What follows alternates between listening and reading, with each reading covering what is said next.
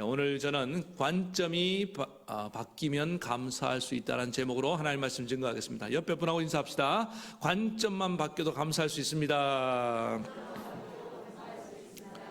감사하는 성도가 되시기 바랍니다. 여러분이 감사 영상 이렇게 보셨지만은 정말 우리 아이들이 이렇게 감사를 잘합니다. 저도 한 주간 이 감사에 대해서 묵상을 이렇게 해보았습니다. 저도 한 해 돌아보면은 참 감사한 게 너무나 많아요. 정말 많습니다. 그 중에 제일 큰 거는 우리 교회 40주년을 맞이해서 우리 일꾼들 세운 것 정말 감사하고, 또 3년 만에 전도 축제를 열어서 우리 온 성도들이 전도에 관심을 갖기 시작하고, 또 전도를 직접 이렇게 행하는 모습 바라볼 때 저는 너무나 감사했습니다. 하나님도 크게 기뻐하실 줄 믿습니다.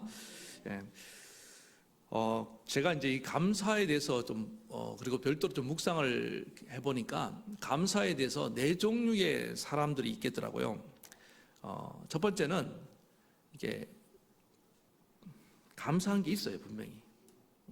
뭐가 좀 잘 되고, 또 내가 지금 어떤 일들이 잘 풀려나가고 있을 때, 또 남들보다 좀 더 가진 게 있을 때, 당연히 그때는 감사할 수 있겠죠. 또 어떤 사람이 있냐면은 분명히 누가 봐도 아무것도 없어요. 정말 저런 상황에서 어떻게 감사할 수 있을까 하는데 감사하더라는 거예요. 그래서 이거를 이제 그럼에도 불구하고 감사. 그렇게 감사하는 분들을 이렇게 보게 됩니다. 그럴 때 큰 감동이 있고, 저 사람이야말로 정말 믿음의 사람이구나 하는 이제 그런 생각을 하게 됩니다. 또 어떤 부류가 있냐면은 이제 지금부터 말씀드리는 분들은 원망하는 분들인데 가진 게 아무것도 없어요. 정말 뭐 맨날 아프고 또 되는 것도 없고, 그러니까 이제 원망을 하는데 인간적으로는 이해가 됩니다. 그러나 믿음의 관점으로 볼 때는 좀 안타까운 마음이 있습니다. 그리고 이제 마지막 이 부류는 최악의 인물입니다. 남들보다 받은 게 너무 더 많아요. 부유하고 갖춘 것도 많이 있는데 감사하지 않고 원망하고 불평하고 살아갑니다. 지난주에 우리가 살펴봤던 그 한 달란트 받은 사람과 같이, 한 달란트가 적은 돈이 아니라고 했잖아요.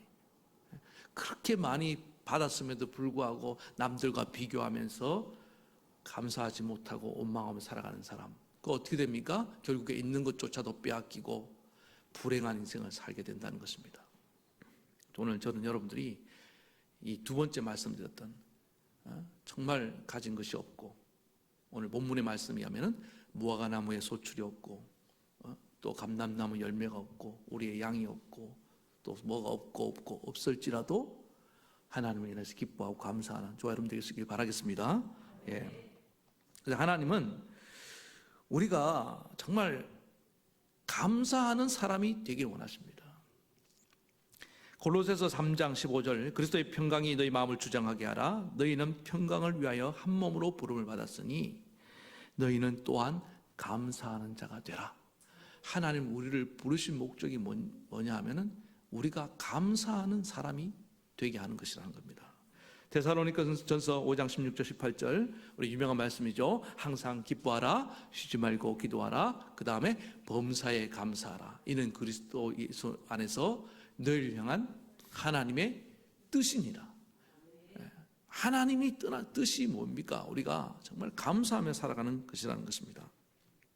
우리가 하나님께 감사할 때 하나님은 정말 기뻐하십니다.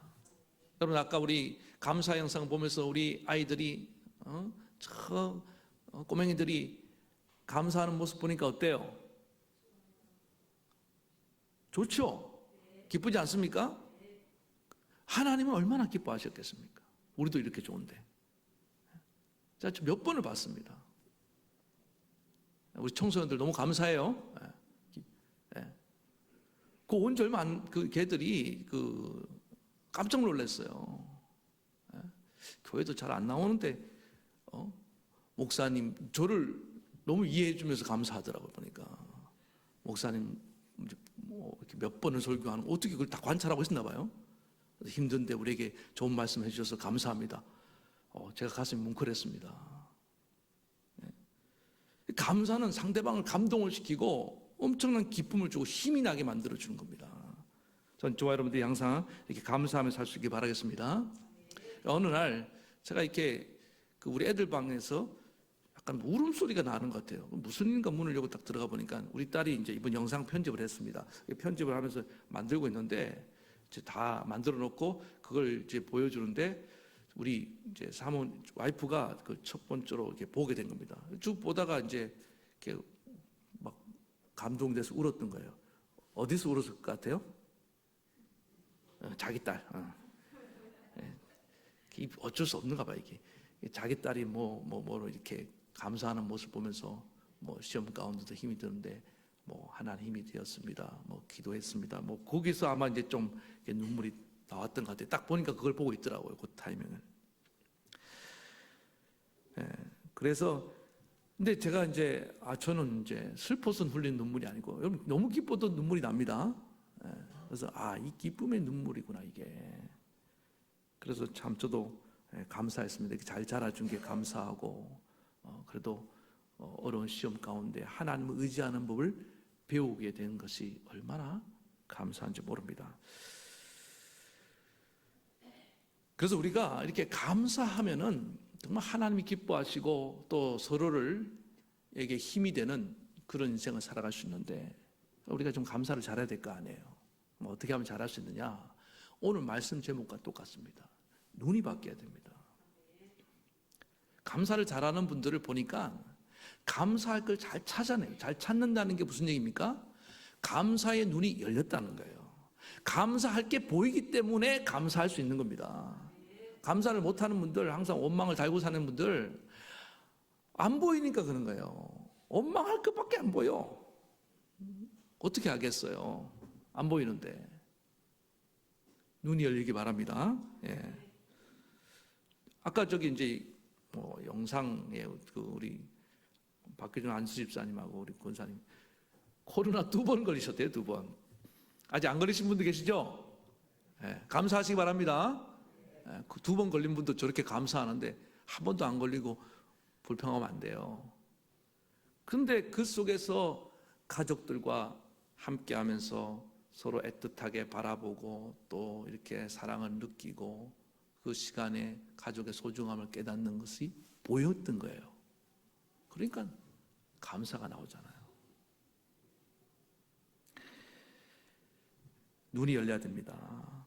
감사할 수 없는 상황에서도 감사를 찾아낼 수 있는, 감사를 볼 수 있는 눈만 있다고 한다면은 저와 여러분은 언제든지 감사하게 될 줄로 믿습니다.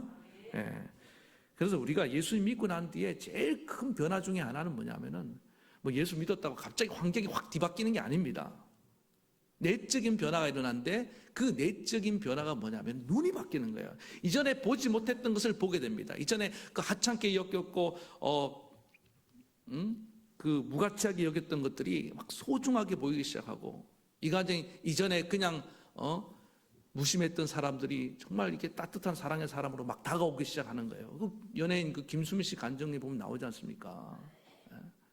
자기는 사람들을 대해서 굉장히 까칠하게 됐다고. 인생을 살다가 인생에 파도가 많은 사람들이 상처가 맞다 보니까 사람들에게 막 거리를 두고 그렇잖아요. 그런데 예수님 만나고 나니까 그분들이 너무나 소중한 분들로 다가오니까 그 까칠하고 싸납배기 씨가 친절한 분으로 변하는 걸 믿으시기 바랍니다.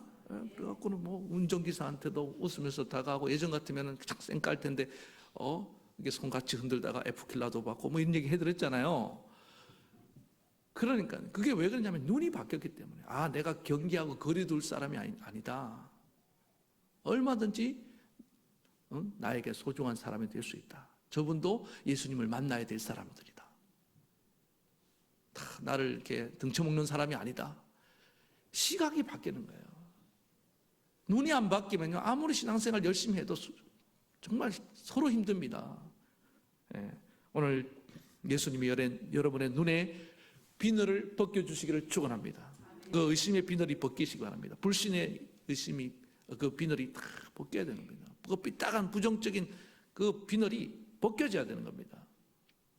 그러면은 모든 게 다 새롭게 보이는 거예요. 야, 세상이 이렇게 살기 좋았는데 내가 그동안 왜 이렇게 세상을 부정적으로 바라봤지? 아니, 그렇지 않아요. 빨간 안경을 쓰고 아무리 세상을 막 닦고 봐도 빨갛게 보일 수밖에 없는 거 아닙니까? 시꺼먼 안경을 쓰고 어떻게 세상을 밝게 볼 수 있냐고요. 빨리 안경을 바꾸든지 눈을 바꿔야지. 그래서 예수님을 믿으면은 주님은 우리의 눈을 바꿔주십니다. 예수님이 여러분 마음에 들어와서 마음에 시만이 영안이 열리기를 축원합니다. 오늘 본문의 하박국 선지자는 선지자인데도 아직 눈이 완전히 열리지 않았어요. 그래서 이 사람이 참 막 부정적인 그런 아주 삐딱한 모습을 하고 있었는데, 근데 이 사람이 하나님 만나고 하나님 말씀 들으면서 눈이 완전히 바뀝니다. 그래서 정말 이 최악의 상황에서도 하나님을 찬송하고 감사하는 그런 인생으로 변화된 줄 믿으시기 바랍니다. 그래서 오늘 하박국 얘기를 통해서 우리가 어떻게 이렇게 감사하는 인생으로 변화될 수 있느냐, 또 이 하박국 선지자가 어떤 관점의 변화가 일어났느냐, 두 가지입니다. 하나님에 대한 관점의 변화가 일어나야 됩니다. 그 다음에 내 삶의 고난에 대한 관점의 변화가 일어나면 우리도 얼마든지 이 하박국 선지자와 같은 감사의 사람이 될 수 있는 줄 믿습니다. 첫 번째, 하나님에 대한 관점. 처음에 하박국 선지자는 하나님에 대해서 매우 부정적이었습니다. 하나님을 오해하고 있었습니다.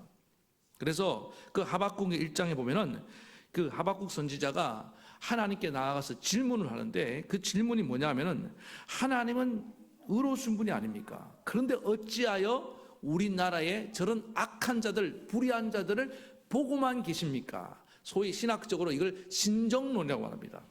하나님의 정의에 관한 물음을 던진 겁니다. 좀 의협심이 많은 분들이 이런 생각을 많이 합니다. 세상이 왜 이렇게 악한 자들이 활개를 치는데 하나님은 왜 그냥 보고만 계실까? 그런 의문을 가져본 분들은 하박국의 지금 의문을 갖고 있는 것입니다. 그랬더니 하나님께서 대답을 하십니다. 아니야, 나 그냥 보고 있지 않아. 그럼 알겠다. 내가 저 갈대아 사람들, 나중에 바빌론 제국을 만든 사람들입니다. 갈대아 사람들을 내가 사용해서 너희 나라의 악한 자들을 벌하겠다. 그러니까 이번에 그러면 예, 알겠습니다. 하박국 선지자가 그런 게 아니고 이번에는 그 망루에 높은 데 올라가고 하나님께 목을 빳빳이 들고 하나님께 막 따지듯이 왜 하필 저 악한 갈대아 사람들입니까? 그럴 수는 없나이다. 또 그렇게 나온 거예요. 네. 여러분 그렇잖아요. 예를 들어서 자녀가 있는데 자녀가 참 말을 안 들어요. 하나님 우리 자녀 좀 어떻게 해주세요. 내가 어떻게 해줄게. 그런데 하나님 우리 자녀보다 더 못된 사람을 통해서 좀 혼내준다고 생각해 보세요. 그럼 동의할 수 있습니까? 하나님 그건 아닌데요. 그러라고 말씀드린 건 아닌데요. 어떡하란 말이야. 그러니까 하박국이 원하는 건 뭐냐면은 이제 이런 것 같아요. 악한 자들을 핀셋으로 한 명씩 한 명씩 그냥 하나님이 선택적으로 이렇게 뽑아서 악한 자들을 좀 처리해 줬으면 좋겠다. 그런 생각을 하고 있는 것 같아요. 근데 하박국이 몰랐던 게 뭡니까? 가라지 뽑다가 알곡도 뽑을 수 있는 거 아니에요. 그리고 어제 가라지가 오늘까지 계속 가라지라는 법이 있습니까?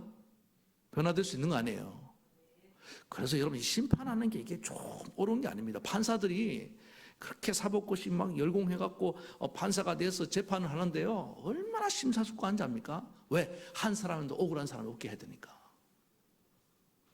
그러니까 한쪽에는 막 난리죠. 불당합니다. 형량이 그것밖에 안 돼. 그게 뭡니까? 막 따집니다. 막 판사가 얼마나 노심초사한지 압니까? 합당한 벌을 내려야 되는데 그게 보통 힘든 게 아니에요. 근데 일반인들이 무슨 기준을 가지고 그렇게 막 벌한다고 일반인도 원하는 대로 그냥 벌을 내리면 세상이 어떻게 되겠습니까? 공정해질 수 있겠습니까? 여러분요, 팔이 안 울고 보여. 나는 객관적이지 않습니다. 그 일을 하나님 하고 계시는 거예요. 그런데 하박국은 지금 뭔가 지금 감정이 지금 뒤틀려 있잖아요. 만약 그러면 하나님이 하박국은 네가 해봐. 하박국이 제대로 하겠습니까? 잘못 멀쩡한 사람도 벌할 수도 있는 거고. 그런데 하박국의 안에는 그런 마음이 있었던 겁니다. 그래서 하나님조차도 내가 마음대로 움직여갖고 선택적으로 내가 원하는 대로 하나님을 이용해서 벌을 내리고 싶은 마음. 여러분, 이게 악용될 소지가 얼마나 강한지 모릅니다. 어쨌든 하박국은 그래서 하나님에 대해서 인상이 뭡니까? 하나님은 불의한 재판관, 또 하나님은 또 잔인한, 이렇게 막 야만인을 들었다가 우리를 벌하시려 하는 그런 분으로 바라보는 왜곡적인 시각을 지금 갖고 있었다는 것입니다. 자, 그러면 이러면 이런 하박국에 대해서 하나님의 대답이 뭐냐 하면은 왜 바빌론을 사용하는지 이렇게 구체적으로 논리적으로 이해하기 쉽게 설명해 주는 것이 아니고 그런 설명이 없습니다. 하나님은요 절대자이고 전능자이기 때문에 우리 인간에 대해서 인간이 다 이해할 수 있도록 그렇게 설명해 주시는 분이 아닙니다. 또 이해를 한들 우리의 좁은 머리로 다 이해해도 안 돼요. 여러분, 욥이 고난 당하고 있을 때 저도 말씀드렸죠. 속 시원하게 하나님 왜 그랬는지 좀 얘기를 해주면 좋겠는데 하나님이 얘기를 안 해주고 딱 37장에 나타나고 엉뚱한 얘기 막 하신답니다. 네가 이 세상을 만들 때 보았느냐, 뭐 이런 얘기 쭉 한단 말이에요. 네가 뭐 도와준 적이 있느냐? 없지, 당연히. 네가 이 세상을 이렇게 뭐 별들과 이 세상을 이끌어가는 조화를 이루어가는 걸 네가 아느냐? 이게 무슨 얘기입니까? 다 설명해줘도 몰라, 이 얘기입니다. 그래서 천상에서 일어났던 마귀가 와서, 사탄이 와서 너를 시험해보라 했다, 그래서 내가 허락했다, 이런 얘기를 해준들, 그러면은 욥이 시원하게 아이고 하나님 그랬습니까? 그럼 신장 얘기하시지 그랬겠어요? 아니, 하나님이 돼갖고 마귀가 시험한다고 넘어가는 그런 분이 어디 있습니까? 나를 그렇게 못 믿었습니까? 따질 거 아니에요. 그러니까 이거는 어떤 속 시원한 설명이 안 될 수도 있다는 걸 알아야 됩니다. 어떨 때는 설명 안 넣는 것이 더 나을 때도 있고, 설명해줘도 다 이해를 못하는 그런 우리의 좁은 한계를 하나님이 아시기 때문에 하나님은 또 전혀 다른 얘기를 하시는데, 뭐라고 얘기하시냐? 하박국 선지자에게 오늘 말씀하시기를 2장에 가니까 이런 말씀을 하십니다. 자, 읽어드릴게요. 이 묵시는 정한 때가 있나니 그 종말이 속히 이르겠고 결코 거짓되지 아니하리라. 비록 더딜지라도 기다리라. 지체되지 않고 정령 응하리라. 보라, 그의 마음은 교만하여 그의 속에는 정직하지 못하니라. 그러나 오직 의인은 믿음으로 살리라. 이제 요약하면은 이제 더 많은 말씀을 하셨는데, 내가 너희를 심판의 도구로 사용했던 즉 갈대아 사람들도 내가 벌할 거다. 그리고 너는 나를 바라보고 믿음으로 기다리라는 거예요. 그러니까 결국 하나님 말씀하신 건 뭐냐 하면은, 이 불의하고 네가 볼 때는 말도 안 되는 이런 세상 속에서 나를 절대적으로 신뢰하며 기다릴 수 없겠니? 그 얘기예요. 그냥 네가 지금 성급하게 막 심판을 하라, 뭐 벌을 내리라, 네 마음은 알겠는데 그것도 때가 있고 가려서 해야 된다. 아까 말했잖아요. 막 내 마음대로 심판하다가는 다 죽일 수 있다니까요. 나를 믿고, 나의 심판을 믿고, 나의 너희 이 역사를 이끌어가는 걸 네가 정말 믿고 조금만 참고 좀 기다려봐라. 하나님 말씀하신 게 그거예요. 그랬더니 하박국이 깨달았어요. 내가 하나님에 대한 신뢰가 부족했구나. 하나님을 악을 두고 보는 분으로, 잔인한 분으로 내가 오해하고 있었구나. 그리고 이제 하박국이 선지자가 나중에 이렇게 고백합니다. 하나님에 대해서 3장 13절에 주께서 주의 백성을 구원하시려고 기름 받은 자를 구원하시려고 나오사 악인의 진머리를 치시며 그 기초를 끝까지 드러내셨나이다. 이전에는 하나님은 불의한 재판관이고 또 악을 방관하신 분이고 뭐 그런 분으로 오해하고 있었는데, 우리를 구원하러 오시는 분으로 다시 새롭게 하나님을 바라보고 고백하는 걸 믿으시기 바랍니다. 하나님은 나의 구원자이십니다. 그래서 하나님을 만나야 됩니다. 하나님을 만나면 하나님에 대한 오해가 풀려요. 하나님에 대한 내 시각이 얼마나 왜곡되어 있는, 우리 그럴 때 있잖아요. 막 어떤 사람 부정적인 소문만 듣고 그 사람에 대한 선입견을 갖고 있었어요. 그런데 실제로 만나보니까 괜찮아요, 안 괜찮아요? 뭐 여전히 그런 인간도 있지만은 생각보다 괜찮은 분들이 많이 있다는 거예요. 그래서 우리가 직접 만나지 않고 함부로 판단하는 걸 좀 버려야 됩니다. 하나님도 마찬가지입니다. 하나님을 직접 다 만나면요, 욥도 하나님을 직접 만나니까 하나님이 그런 분이 아니었구나, 내가 오해했었구나, 나의 구원자이시구나, 나를 구원하려고 이런 방법을 사용하셨구나. 좀 거치긴 하지만 나를 사랑하고 계셨구나, 그걸 깨닫게 된다는 것입니다. 그래서 여러분에게 오늘 주문하고 싶은 건 그거예요. 하박국 선지자처럼 좀 무리하더라도 괜찮습니다. 얼마나 지금 하박국 선지자가 좀 이렇게 막 하나님 앞에 막 따지듯이 하나님 그럴 수 있습니까? 막 이렇게 나가잖아요. 근데 하나님은 그거를 책망하지 않아요. 왜? 하나님은 원망하면서 쫓아 나오더라도, 어떨 때는 이렇게 막 무리하게 나오더라도 하나님을 만나러 나온 자를 맞아주신다는 것입니다. 그리고 하나님은 그런 자의 마음을 풀어주십니다. 누가복음 15장에 그 큰아들 보세요. 아버지께 막 따지듯이 아버지의 재산을 저 창기와 함께 말아먹은 인간을 아버지는 위에서 송아지를 잡으셨나이다. 그런데도 아버지는 테크노 얘야 자상하게 말씀하시면서 오해를 풀어주는 그 하나님이, 아버지가 우리 하나님인 것을 믿으시기 바랍니다. 제일 나쁜 게 뭐냐면은 1부 때도 말씀드렸는데 꽁 하고 있는 거예요. 꽁. 예? 좀 성격적으로 그런 분도 있고, 또 하여튼 뭐냐면 삐져갖고 꽁 문도 안 열고 꽁 하고 있는 분들, 밥도 안 먹고 꽁 하고 있는 분들, 그게 제일 나빠요. 차라리 싸우세요. 아멘. 목사님 싸우라 했다. 그래서 오늘 한번 붙자. 그러면 안 돼요. 무슨 말이냐면은 도망가고 숨고 회피하는 건 안 좋다 이 말입니다. 어쨌든 직면해야 됩니다. 부부 관계도요, 어쨌든 부딪혀야 돼요. 부딪히고. 그래서 하나님께 나오니까 하박국 선지자 만나주시고 풀어주시잖아요. 네? 하나님 말씀하십니다. 오라 우리가 서로 변론하자. 이게 뭐냐면 논쟁 한판 뜨자는 거예요. 하나님과 논쟁에서 이길 수 없잖아요. 그러니까 하나님께서 어차피 우리는 그렇게 하다 보면 설득당할 거기 때문에 너희 죄가 주홍 같을지라도 눈과 같이 치게 되리라. 너희 죄가 진홍 같을지라도 양털과 치게 되리라. 하나님 만나면 내가 얼마나 죄인이고 얼마나 무리한 인간이 다 드러납니다. 그래서 오늘 하나님이 결코 지금 침묵만 하시는 것이 아닙니다. 하나님 우리 만나고 기다리고 계신 거예요. 그 하나님을 만나서 여러분 오해가 풀리기를 간절히 바랍니다. 예. 지금 이제 그 전국 방방곡곡, 특별히 이분은 낙도, 오지, 상감, 벽지 이런 데만 주로 다니면서 전도를 하는 그 박지영 안수 집사님 한 분이 계십니다. 이분 간증이 제가 들으면서 이분이 꼭 하박국 선지자와 같은 분이었어요. 도대체 풀리지 않는 의문을 갖고 그냥 어떤 불만을 가지고 있었습니다. 이분이 뭐가 의문이었냐면은 왜 예수님께서 오신다고 약속하신 지가 2000년이 지났는데 여태 안 오시냐는 거예요. 이거 사기 아니냐는 거예요. 이거 올라면 벌써 오실 텐데 나는 이거 못 믿겠다 이런 거예요. 하나님 거짓말쟁이 같고.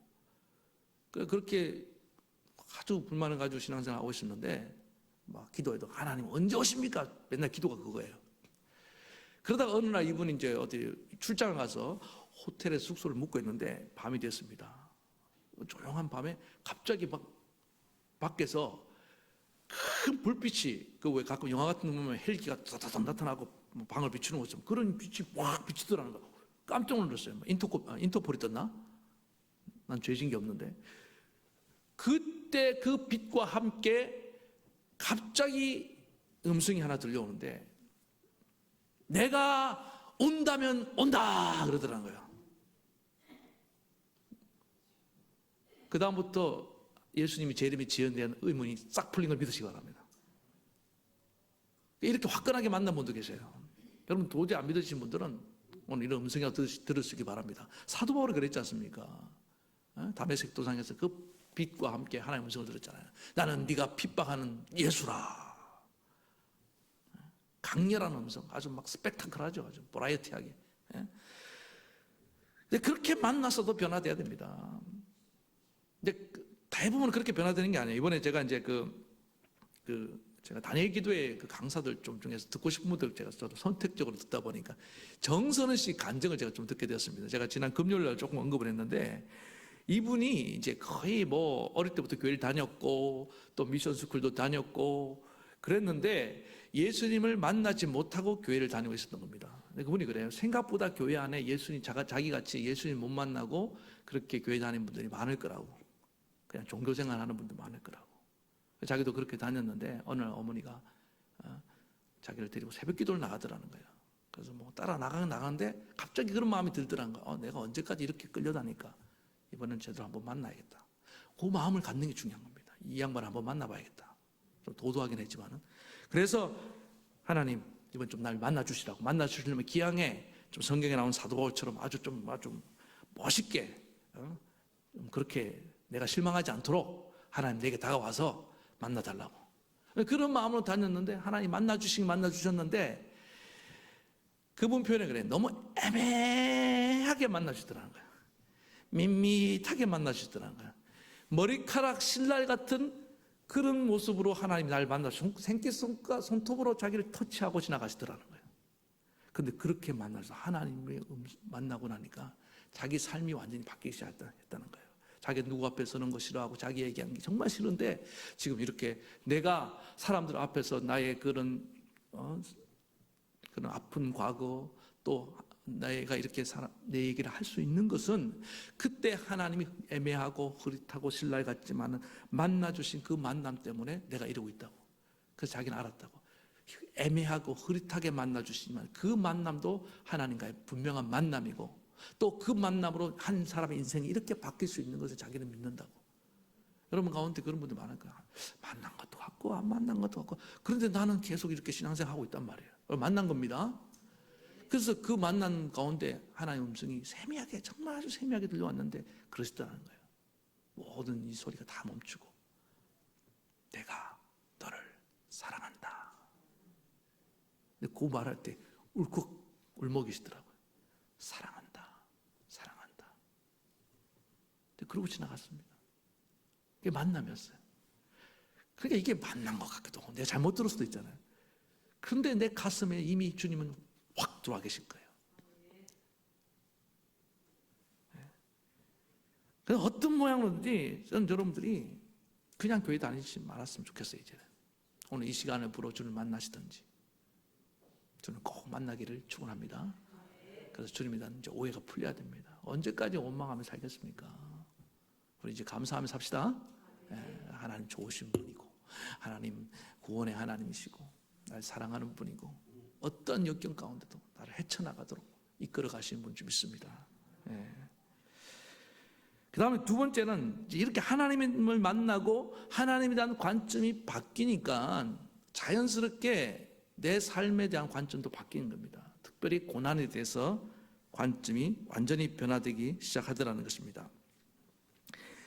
하나님을 만났지만은 그 하나님이 이스라엘 백성들에 대한 심판, 유다에 대한 심판은 변함이 없었습니다. 그래서 갈대아 사람들에 의해서 결국 유다는 멸망을 하고 유다의 그 왕족을 비롯한 귀족 엘리트들이 대거 바빌론의 포로로 끌려가고 70년의 포로 생활은 할 수밖에 없었습니다. 근데 그 얘기를 하나님께 듣는데 하박국 선지자가 자기 조국이 망한다는데 얼마나 마음이 힘들었겠습니까? 그걸 이제 오늘 16절에 읽었던 본문에 이렇게 표현하고 있습니다. 내가 들었으므로 내 창자가 흔들렸고 그 목소리로 인하여 내 입술이 떨렸도다. 무리가 우리를 치러 올라오는 환난 날을 내가 기다림으로 내 뼈에 썩이는 것이 들어왔으며 내 몸은 내 초소에서 떨리는도다. 막 창자도 떨리고 입술도 떨리고 뼈도 떨리고 막 이거 겪어본 분들 압니다. 막 두려움이 막 어떤 그 실패가 환난이 밀려올 때 그때 임하는 그 공포 그걸 지금 표현하고 있습니다.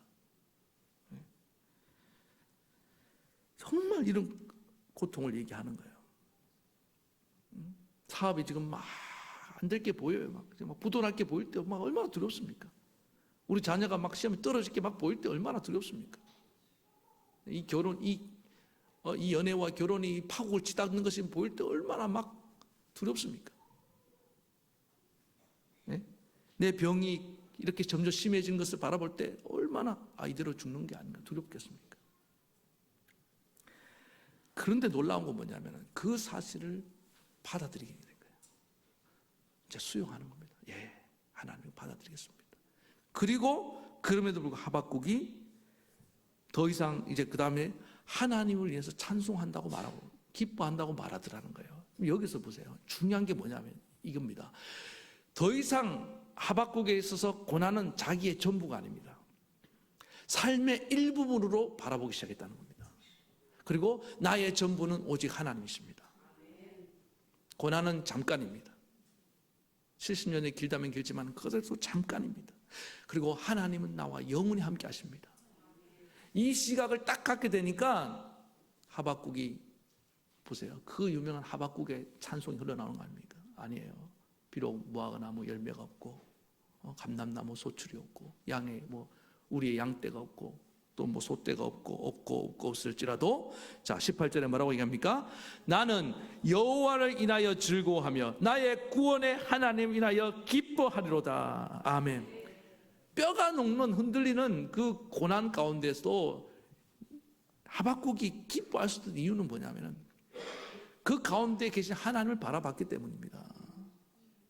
고난이 전부가 아닙니다. 지금 여러분 어떤 문제가 전부 이 문제에 어떤 사람이 어떤 문제에 빠지면 그게 전부인 것처럼 보여요. 아니거든요. 옆에 보는 인사해주세요. 그거 전부가 아니야. 좀 일러주세요. 그거 전부가 아니야. 다가 아니야. 뭐 하나 꽂히면 그거 그게 전부인 것처럼 이 또한 지나갑니다. 지나간다. 하나님 만나야지 그 시각을 갖게 되는 거예요. 고난이 더 크신 하나님이 내 안에 계시구나. 하나님은 여전히 나와 함께 계시는구나. 그러니까 고난이 상대화되는 겁니다. 객관해서 바라볼 수 있는 겁니다. 그래서 고난 가운데도 감사가 흘러나오게 되는 겁니다. 계속해서 19절에 하박국이 이렇게 말해요. 주 여호와는 나의 힘이시라. 할렐루야. 예. 내 힘은 우리 조국이 아니라 내 힘은 뭐다? 우리 하나님이다. 내 힘은 사업의 성공이 아니고 내 힘은 공부 1등 하는 게 아니고 내 힘은 오직 여호와 하나님이시다. 하나님이 계시니까 그 힘이 원천이 하나님, 거기서 힘이 나오는 거예요. 그래서 제가 우리 딸 아까 얼마나 이 하박국의 고백을 하는 거 아닙니까? 그 시험 스트레스가 그게 극심하겠더라고 보니까요. 두 번째 이렇게 볼 때 지켜보는 저도 그런데 당사자는 얼마나 힘들었겠습니까? 그런데 그 가운데도 하나님 주신 힘으로 나아가고 있으니까 눈물이 나는 거예요. 제가 이제 그 단일 기도회 강사 중에서 눈에 확 들어오는 사람이 하나 있었습니다. 제 고향이 김천이거든요. 김천 그 고향의 은혜 드림교회 목사님 최인선 목사님 한 분이 이제 간증을 하시는데 제가 푹 빠졌습니다. 왜 그럴 수밖에 없었냐면은 이분이 이제 처음 개척을 했는데 2년 동안 아무도 안 오더라는 거예요. 얼마나 힘들었겠습니까? 천신만고 그때 하나님 은혜로 성도들이 하나씩 둘씩 늘어나고 있는데 성도들이 늘어갈수록 자기 체중도 늘어가더라는 거예요. 그래서 이제 안 되겠다. 운동을 해야겠다. 그래서 뭘 할까 생각하다가 사이클을 타기 시작했답니다. 자전거. 근데 그게 이제 성도들이 보기 좋았는지 한 명, 두 분 같이 붙어서 이제 이렇게 여러 명이 이제 한 번을 이제 사이클을 타고 김천에 가면은 우리나라 4대 사찰 중에 하나인 직지사가 있습니다. 네, 그런 유명한 절이 있어요. 거기까지 이제 갔다 오자. 갔다가 어느 날 해결할 때 오는데 뒤에서 갑자기 큰 충격 소리가 쾅쾅 두 번 나더라는 거예요. 그 보니까 그 어떤 경찰이 음주운전해서 같이 간 일행 그 집사님 두 분을 들이받아서 자전거가 전복이 되고 쓰러졌는데 그 자리에서 두 분 집사님이 한 분도 아니고 두 분 집사님이 돌아가신 거예요. 얼마나 충격이 컸겠습니까? 근데 그 두 분 집사님이 그 교회 가장 목사님 신뢰하는 오른손 왼손 양대 기둥 같은 그런 집사님인데 그분들과 함께 목회를 한번 잘해보려고 그랬는데 그냥 하나님 데려가신 거예요. 그리고 그게 다가 아니에요. 그리고 얼마 지나지 않아서 장례식이 이제 지나고 슬픔이 채 가시기 전에 또 그 교회 부목사님 아이가 15개 된 애가 딸이 하나 있는데 또 희귀한 병에 걸려갖고 그 딸아이도 또 하늘나라 간 거예요. 이제 그만해야 될 거 아니에요. 그런데 또 몇 개월 후에 또 그 이제 자기 동네에서 같이 자랐던 이제 그 친구가 있답니다. 그분이 고향이 김천인데 친구가 자기 교회 집사님을 교회를 나오고 있는데 그 친구의 아들, 자기를 막 거의 목사님을 너무 좋아했던 그 은결이라는 그 아들이 6살인데 그 아들도 또 백혈병으로 떠난 거예요. 한 해 그냥 그 한 짧은 기간에 4명이나 교회에서 이렇게 하늘나라 가는 사건이 벌어진 겁니다. 제가 말이 안 나오더라고요. 제가 감정이입이 저도 이처럼 당사자는 어떻겠습니까? 아마 목사님이 거의 죽고 싶었을 겁니다. 그분 자기 심정을 이렇게 표현합니다. 마치 왜 신문 배달하면 신문이 이렇게 이제 배달부들이 이렇게 바깥에다 놓는 경우가 있잖아요. 집 앞에다가. 그러면 소나기가 맞고 난 데서 푹 젖어버린 그런 신문과 같이 쓸모없게 된 게 나의 모습이었다고. 너무 힘들었다. 이제 뭐 교회 소문 다 났을 거 아닙니까? 어떻게 일고는 교회인데 이제 망했구나. 나는 끝장났구나. 그런 절망감에 젖어 있는데 그런 반전이 일어나는데 놀랍게 그 집사님 가정에 부인 집사님이 장례를 마치고 그 다음 교회에 와서 새가족부를 맡았는데 새가족들을 또 어떻게 새가족이 왔대요. 예전처럼 아무렇지도 않은 듯이 새가족을 이렇게 섬기고 있더라는 거예요. 어떻게 저럴 수 있지? 방금 장례식 치르고 왔는데 충격을 받은 거예요. 그리고 또 한 분은 교사인데 그분은 또 이제 교사 와갖고 그날따라 아이가 막 울고불고 또 떠드는데 그 담당이었나 봐요. 근데 그분이 또 그 아이를 예전처럼 그냥 또 이렇게 다독거리고 있더라는 거예요.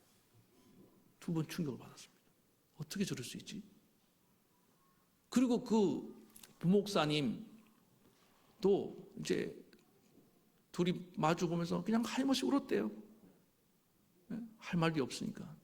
근데 그 부목사님이 입을 열고 말을 하는데 목사님 첫 마디가 제가 너무 감사해요 그러더라는 거예요. 그 감사한다는 말을 듣고 담임 목사님이 화가 났던 거예요. 야 아무리 감사가 우리가 신앙의 중요한 덕목이고 뭐 성경에서 감사하라 했지만은 어떻게 네가 지금 이 상황에서 감사할 수 있냐? 목사님이 도리어 화가 나더라는 거예요. 그런데 이렇게 말하더라는 겁니다.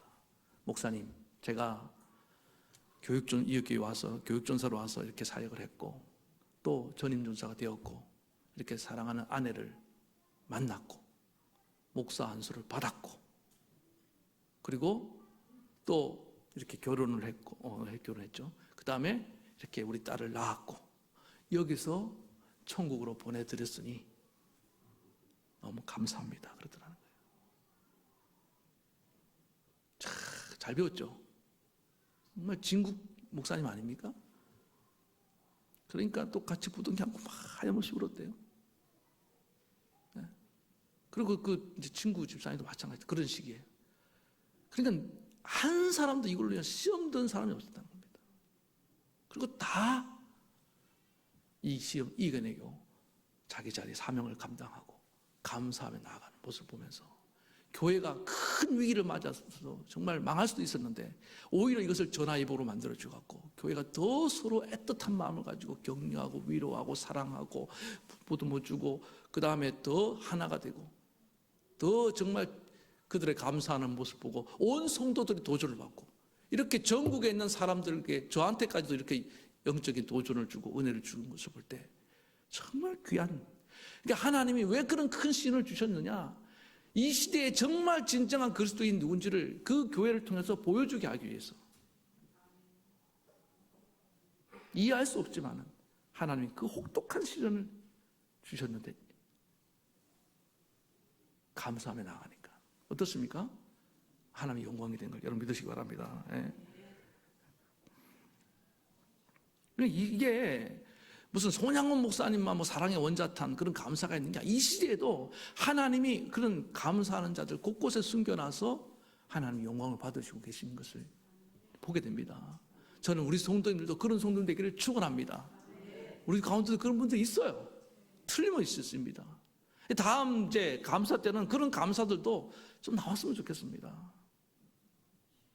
하나님 내가 정말 이렇게 힘들었는데도 감사를 발견해서 감사의 눈이 열려서 이렇게 우리가 하나님을 정말 감사하며 나아가는 저와 여러분 되기를 간절히 바라겠습니다. 시편 37편 24절, 그는 넘어지나 자주 엎드러지지 아니하면 여호와께서 그의 손으로 붙드십니다. 바로 그런 사람이 하나님이 붙드신 바 된 자인 줄 믿습니다. 그래서 하박국 선지자는 여호와는 나의 힘이시라, 사슴과 같이 높은 곳을 향해서 달려 올라갈 수 있는 그 어떤 험산 출령도 두려워하지 않고 하나님 주신 힘을 의지해서 나아가는 저와 여러분들에게 간절히 축원합니다. 오늘 다시 한번 말씀드립니다. 감사의 눈이 활짝 열리기 바랍니다. 그래서 오늘 하나님을 향해서 오해가 풀리고 감사하고, 또 고난에 대해서도 이건 또한 지나가리라, 이 한 부분이다, 하나님만이 전부이다, 그런 저와 여러분들에게 축원합니다. 우리 찬양팀 나오셔요. 같이 찬양하시겠습니다.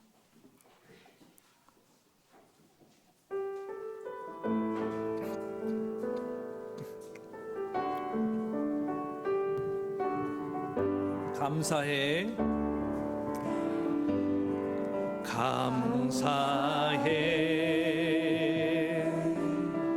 시험이 닥쳐올 때에 주께서 인도하시니 두려움 없네. 또 감사해, 또 감사해, 고통이 찾아올 때에 주께서 지켜주시니 승리하리라. 나의 모든 생활 속에서, 나의 모든 생활 속에서 주님이 함께 하시니 주님의 성령 나를 인도하시. 시험이 나를 찾아올 때도, 시험이 나를 찾아올 때 주님 지켜주시리. 주님의 성령 나를 인도하시. 다시 한번, 나의 모든 생활 속에서, 나의 모든 생활 속에서 주님이 함께 하시니 주님의 성령 나를 인도하시니. 시험이 찾아올 때도, 시험이 나를 찾아올 때 주님 지켜주시리. 주님의 성령 나를 인도하시리. 사랑하는 성도 여러분, 그렇습니다. 우리가 정말 하나님은 우리가 감사하는 자가 되기 원합니다. 어떠한 형편 가운데도 우리가 어떻게 하면 감사할 수 있을까요? 관점이 바뀌어야 됩니다. 하나님에 대해서도 관점이 바뀌고, 고난을 바라보는 이 관점이 변화가 일어날 수만 있다면 우리는 얼마든지 감사하며 나갈 수 있습니다. 감사할 때 하나님도 기뻐하시고, 감사할 때 그것이 우리가 얼마나 큰 힘이 되는지 모릅니다. 안 그래도 힘든데 감사를 못하니까, 원망하고 있으니까 더 힘들어진 거 아닙니까? 그 고난을 떨치고 이겨 나아가는 힘이 감사에 있습니다. 오늘 하나님 주님 만나세요. 여러분들 하나님을 직접 만나면요, 눈이 열립니다. 아, 하나님에 대한 오해도 풀리고, 하나님 그런 분이 아니었구나, 선하신 분이구나, 나를 구원하시려고 그러셨구나. 오늘 하나님 만나시기 바랍니다. 극적으로 만나시는지요, 세미한 음성 가운데 만나시는지 꼭 만나기를 부탁합니다. 그리고 고난에 대해서도 전부가 아니에요. 일부분일 뿐입니다. 잠깐일 뿐입니다. 하나님만이 전부이며 하나님만이 영원합니다. 그래서 하나님만을 기뻐하고 하나님을 알면 힘입어서 사슴과 같이 저 높은 걸 향해서 다른 박질하는 저와 여러분 되기를 원하는 마음으로 이 시간 간절히 한 목소리로 기도할 때 우리 이 시간에 주님 한번 부르고 기도하는데요, 큰 소리가 아니어도 좋습니다. 정말 주님 만나길 사모하는 마음으로 우리 기도하며 나가시겠습니다. 주여, 하나님 아버지, 오늘 이 시간에 간절히 기도합니다. 우리 사랑하는 성도 여러분, 아버지 하나님을 만날 수 있도록 은혜를 베풀어 주시옵소서. 교회를 다니면서도 하나님을 만나지 못한 사람은 언제나 이렇게 부정적인 시각을 가지고, 왜곡된 시각을 가지고 하나님 원망하며 불평하며 살아갑니다. 많은 것을 가지고 있는 것도 모르고 항상 없는 것만 바라보고 안 되는 것만 바라보고 아버지 하나님 불평하고 원망하는, 언제까지 우리가 그렇게 살겠습니까? 하나님, 우리가 원망하고 불평할 때 하나님은 정말 기뻐하지 않습니다. 하나님은 우리가 감사하는 자가 되게 원하시고, 감사할 때 하나님 기뻐하시고, 그것이 우리에게 어떠한 고난도 이겨낼 수 있는 힘이 된다는 사실을 하나님 깨닫게 도와주시옵소서. 오늘 이 시간에 주님 찾아와 주시고, 오늘 이 시간에 우리 사랑하는 성도들이 다 주님을 만나기를 원합니다. 하나님, 극적으로 만나 주시든지 세미한 음성 가운데 만나 주시든지 큰 소리 가운데 만나 주시든지, 오늘 하나님이 가슴 속으로 만날 수 있도록, 마음으로 만날 수 있도록 복을 내려주시고, 그래서 하나님 늘 바라보고 하나님께 감사하며, 또 우리의 고난을 또 바라보고, 하나님, 이 고난은 영원한 것이 아니며 이 고난은 삶의 일부분일 뿐이며, 하나님, 이 고난은 반드시 지나가고 말 것이며, 고난을 통해서 주시는 큰 유익을 바라보고 하나님 감사하며 나갈 수 있는 죄종들이 다 될 수 있도록 축복해 주시옵소서. 우리 하나님 아버지, 어떠한 고난 가운데도 하나님, 우리는 감사하는 법을 배우기를 원합니다. 오늘 그래서 내 감사의 본질이 하나님이십니다. 하나님만으로 즐거워하고 하나님만으로 기뻐하는 자가 되어야 되는데, 그동안 내가 무엇으로 인해서 기뻐했습니까? 나의 기쁨의 원천이 무엇이었습니까? 하나님, 오늘 우리 자신이 회개합니다. 하나님을 위해서 기뻐하지 못하고, 나는 하나님이 주신 그 축복들, 나는 그 외적인 것들 바라보고 항상 좋아하고 안 되면 낙심하고 슬퍼했습니다. 이런 아버지 하나님 모습을 하나님께 내려놓습니다. 이제 하나님 한 분만으로 나는 만족합니다. 하나님이 나의 전부가 되는 인생이 될 수 있도록 주님 축복해 주셔서 모든 고난을 헤쳐나가는 우리 성도들 되게 하옵소서. 예수님의 이름으로 기도하옵나이다. 아멘.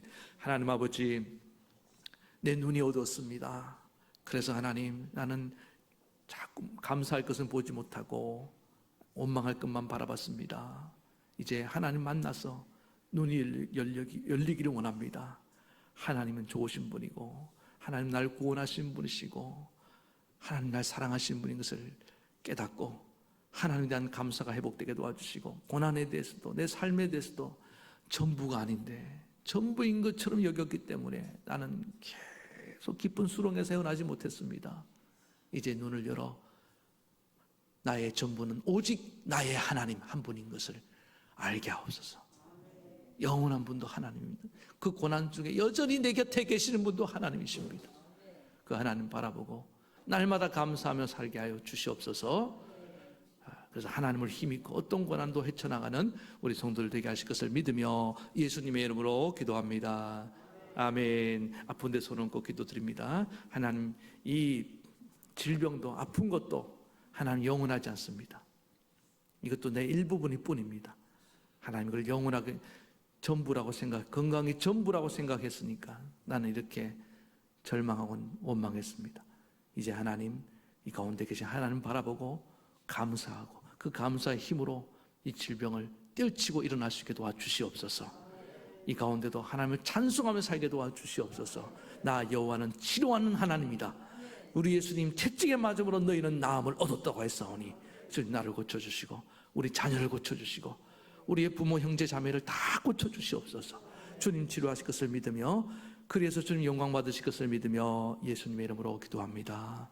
아멘. 이제는 우리 주 예수 그리스도의 크신 은혜와 하나님 아버지의 만극하신 사랑하심과 성령의 감동, 감화, 교통, 위로하심이 오늘 감사의 눈을 가지고 이제 하나님을 향하여 감사하며, 고난 중에도 감사하며 하나님만을 기뻐하며 하나님을 힘입어서 어떠한 고난도 헤쳐나가기를 소원하며 결단한 사랑하는 모든 성도들 머리 위에 이제부터 영원토록 함께하옵시기를 간절히 축원하옵나이다. 아멘.